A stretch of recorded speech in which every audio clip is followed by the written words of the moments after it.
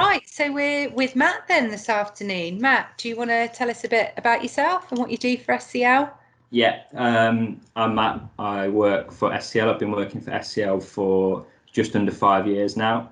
I am sort of lead tutor at the Football and Sports Diploma Academy, delivering BTEC and the Active IQ gym qualifications this year. So yeah, that's me. Amazing. Okay, Matt, tell us something about yourself, something interesting that we wouldn't know about you. So I've played semi-pro football since the age of about 16, 17. Really love it. Combined with obviously my duties working for SCL. One interesting story is I don't score many goals, to be honest, but I did score one, and it got put on the Salford documentary. So it was on TV. So all of my learners probably watch that at least 3 or 4 times a month. So I get that in as much as I can. So yeah, it's a nice little story that I can put across.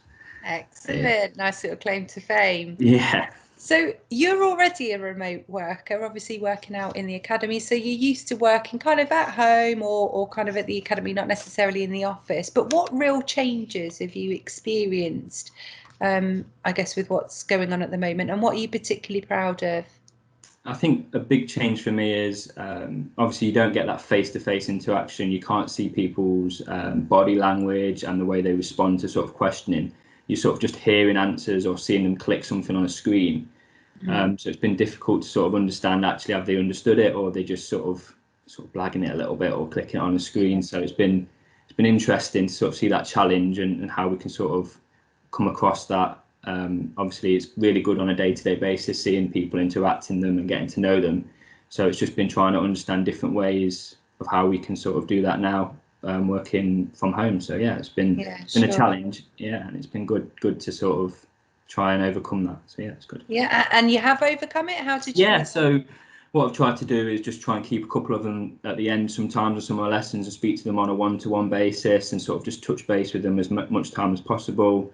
Try and sometimes just spend a bit of time just talking to them like we normally would instead of just going straight into the lesson. Yeah. We would never do that. They'd come in and we'd sort of find out, ask them how their night was and the day was, and if they've got a game on Saturday, and still trying to find out a bit about them. So yeah, I think we are trying to do that as much as possible.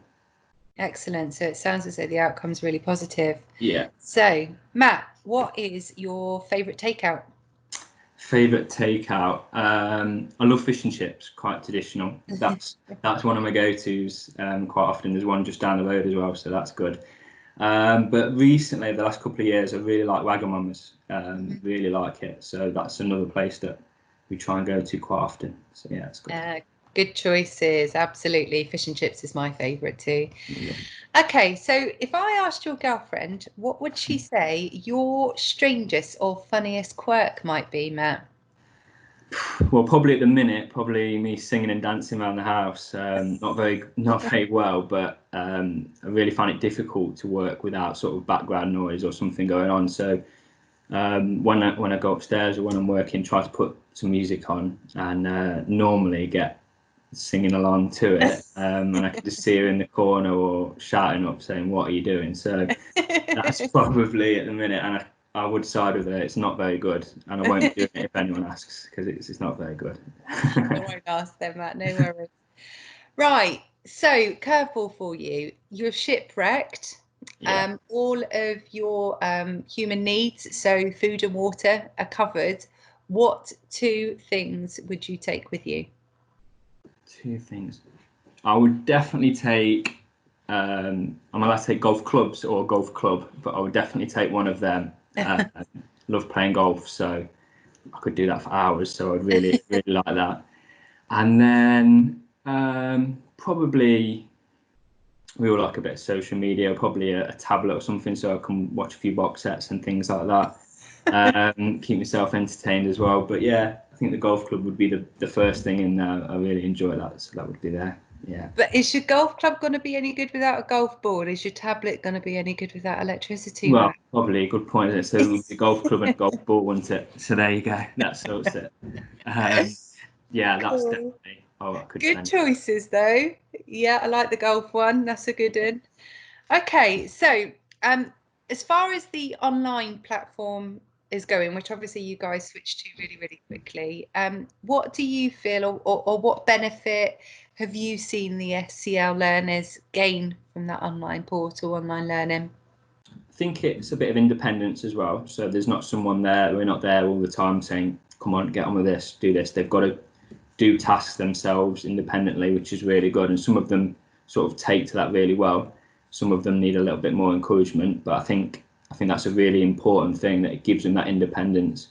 So yeah, that's a real benefit for them. And I think as well, with it being recorded and people missing those lessons, it's really good that they can go back and watch lessons back, as well as when completing assignments. And if they're a little bit stuck, instead of coming to me, they can go back and watch content and sort of learn from that. So I think that independence is a really good thing for them. Yeah, for sure.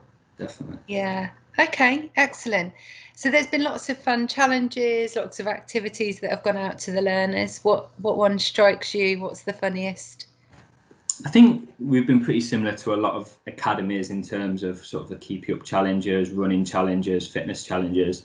I think the funny thing for us is some of the academy lads, when I was saying, there's some horrendous gear goes around. I see them in some vests and tops and hats and all this sort of stuff, and I think, what are you doing? So that's been quite funny for me to watch, thinking, what are you wearing? Get his tracksuit back on. But yeah, that's probably the funny thing about it. Yeah. Yeah, it's all in the name of fun, isn't it? Yeah, the lighter side of it. Excellent. So lastly then, what advice would you give a young person looking for a career in sport?